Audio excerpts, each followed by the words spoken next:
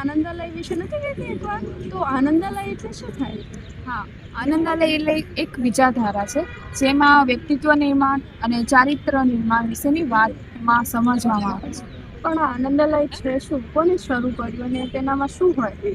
આનંદાલય આપણા અતુલભાઈ જેમણે શરૂ કર્યું છે 3 જાન્યુઆરી એ શરૂ કરેલું છે અને તેનો એક વિચાર છે કે લોકોમાં હાલમાં પ્રામાણિકતા જોવા નથી મળતી, તેનો વિકાસ કરવો અને આપણું જીવન કેવું સરળ રીતે બનાવવું તેનું જાણ જોવા મળે છે. તો તું કોઈક મીટિંગમાં જોડાય છે એવું કંઈક નથી? તો એનામાં એ શું છે? એનામાં શું જાણવા મળે? આનંદાલયમાં દર બુધવારે એક બુધ સભા થાય છે જેમાં ઝૂમ મીટિંગ ઉપર બધા લોકો ભેગા થાય છે અને પોતાના વ્યક્તિત્વ વિકાસ માટે વાતચીત કરે છે, જેમાં દરેકને જાણકારી મળે છે કે મેં પહેલા શું કર્યું હતું અને હવે મારે શું સુધાર કરવાની જરૂર છે. હું એ ખોટી દિશામાં પગલું ભર્યું હતું જેની લોકોને જાણ રહે છે. ઓહ હા. તારે જાણવું છે? આનંદાલયમાં લગભગ 26 જેટલા મણકાઓ મેં શીખેલા છે. આ મણકાની અંદર શું હોય?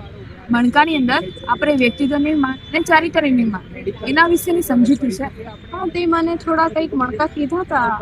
આ જીજીવિષા, તત્પરતા, એવું કંઈક હતું ને? આત્મનિર્ભરતા, હા એવું જ હતું ને એની અંદર. તારે જાણવું છે તેની અંદર શું છે? હા, શું તું મને જણાવ. જીજીવિષામાં એવું છે કે પોતાની જીવવાની ઈચ્છા વ્યક્ત કરવી, કામ કરતા કરતા જીવવાની ઈચ્છાને જાગૃત કરવી.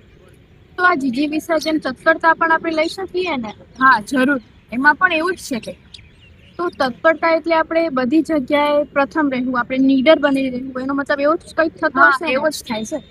તો એવા કેટલા બધા મુદ્દા હોઈ શકે એનામાં?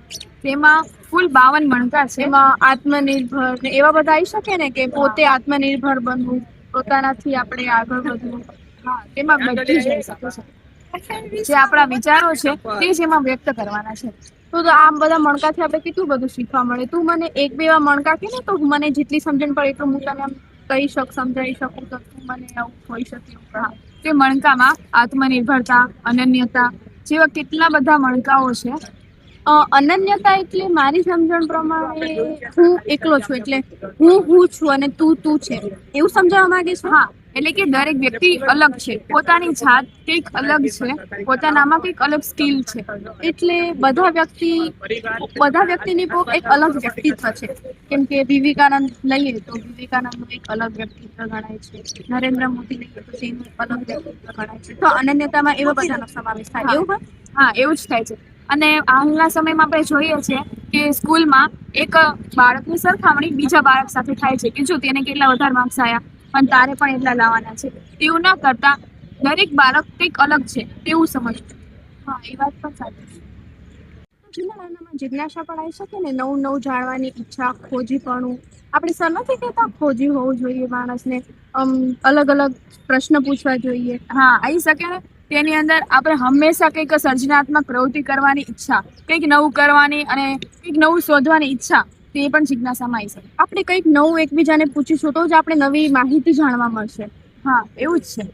તો આગળ બીજા કયા મુદ્દા આવી શકે? તેમાં અનુશાસક એટલે કે પોતાના જીવનનું જીવન પ્રબંધન. એટલે પોતાનું અનુશાસન પોતે, એટલે સ્વ અનુશાસન રાખવું જોઈએ. હા, તે જ. જેમ કે મારા જીવનમાં મારે કઈ જગ્યાએ, કયા સમયે, કઈ રીતે વર્તન કરવું તે પણ. હા, તો પછી આનામાં સકારાત્મકતા આવી શકે? હા, મોટા ભાગે આપણે ગમે ત્યાં જોતા હોઈએ છીએ કે લોકોના વલણો, વિચારો નકારાત્મક હોય છે. જેમ કે કોઈ બી જગ્યાએ જાય કે મારાથી નહીં થાય, હું નહીં કરી શકું, તેવા વલણને બદલે આપણે દરેક સમયે હકારાત્મક વિચારો પોતાના જ પોઝિટિવ રાખવા જોઈએ. અને ક્યારેક આપણે હારી જઈએ તો એવું ના વિચારવું કે આપણે હારી ગયા, આપણે એને પોઝિટિવ વેમાં લઈને, સકારાત્મકતા લઈને આપણે તેને લેવું જોઈએ. હા, તે તેવી જ વાતમાં રીતે આનંદાલયમાં એ જ શીખવામાં આવે છે કે આપણે પોતાનું કેવી રીતે ચારિત્ર ઘડવું અને પોતાનો કેવી રીતે વિકાસ કરવો, જેથી આપણે આગળ વધી શકીએ. દરેક સભ્યોએ પોતાના રજૂઆત અને સર્જનાત્મક કાર્ય કરવાની વૃત્તિથી તે ગીતને રજૂ કર્યું છે બધાની સામે. તો આ બધાને એક જગ્યાએ આમ ભેગું થવાનું કે એવું કંઈ હોય?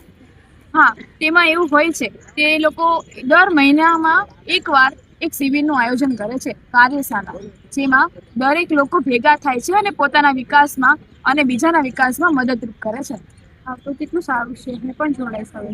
હા, જોડાવું જ જોઈએ. તું પણ જોડા, તારા મિત્ર પણ જોડાય અને તારા પરિવાર પણ. હા.